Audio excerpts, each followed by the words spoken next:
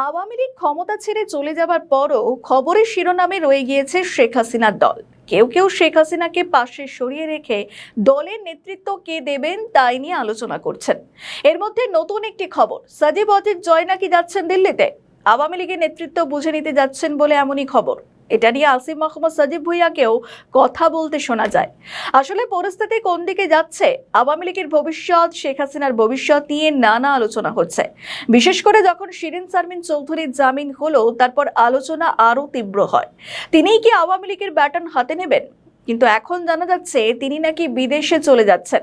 এরকম একটি পরিস্থিতিতে নতুন খবর, এই মাসের শেষ সপ্তাহে সাজিব ওয়াজিদ জয় আমেরিকা থেকে দিল্লির উদ্দেশ্যে রওনা দেবেন। তিনি নাকি শেখ হাসিনার সঙ্গে বৈঠক করবেন।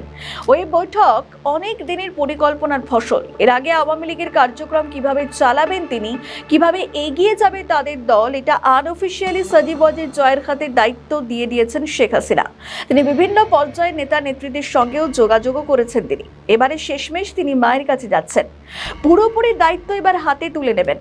অনেকে বলছেন আওয়ামী লীগের রিফাইন্ড আওয়ামী লীগ তত্ত্ব খারিজ হয়ে গিয়েছে। শুধু তাই নয়, তারা অনেকগুলো কমিটি তৈরি করছে, যে কমিটিগুলির মাধ্যমে ফের আওয়ামী সমর্থকদের এক জায়গায় করা হচ্ছে এবং স্থানীয় সরকার নির্বাচনে তারা অংশগ্রহণ করার একটা পরিকল্পনা করছে। তাই এই তৎপরতা।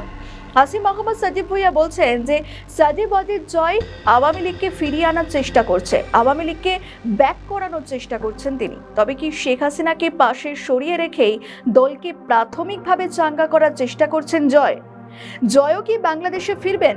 কিন্তু আওয়ামী লীগের ওপর তো নিষেধাজ্ঞা রয়েছে, তারা কিভাবে প্রকাশ্যে দল করবে?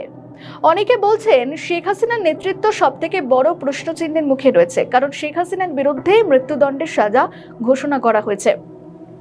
সেক্ষেত্রে যদি নেতৃত্ব পরিবর্তন হয়, সেক্ষেত্রে কোনো সমস্যা থাকার কথা নয়। যদি সাজিব ওয়াজিদ জয় দলের উপর থেকে নিষেধাজ্ঞা তুলে নেওয়ার জন্য আবেদন করেন, সেক্ষেত্রে হয়তো সেই আবেদন গ্রাহ্য হতে পারে। ঠিক যেমনটা কিছুদিন আগেই বলেছিলেন মির্জা ফখরুল ইসলাম আলমগীর।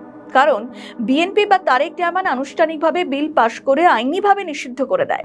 অন্তর্বর্তীকালীন সরকারের অর্ধেক কাজটাই করে দিয়েছে বিএনপি, যেটাতে অনেকেই অবাক হয়েছিলেন। আবার অনেকে বলেছিলেন যে রাজনৈতিক ক্ষেত্রে এটাই হয়তো বাস্তবতা। তবে সাজিব ওয়াজিদ জয়ের হাতে দলের ব্যাটন তুলে দিলে হয়তো আওয়ামী লীগের জন্যই ভালো। শেখ হাসিনার সঠিক সিদ্ধান্ত হবে, কিন্তু কতটা সেই দায়িত্ব পালন করতে পারবেন সাজিব ওয়াজিদ জয়, কতটা গ্রহণযোগ্যতা পান তিনি দেশের অন্দরে, সেটাই সব থেকে বড় প্রশ্ন। আমাদের ভিডিও ভালো লাগলে লাইক ও শেয়ার করুন, কমেন্ট সেকশনে আপনাদের মতামত জানান। আরও ভিডিও পেতে আমাদের চ্যানেলটিকে সাবস্ক্রাইব করুন এবং প্রতি মুহূর্তে খবরের আপডেট পেতে প্রেস করুন বেল আইকন।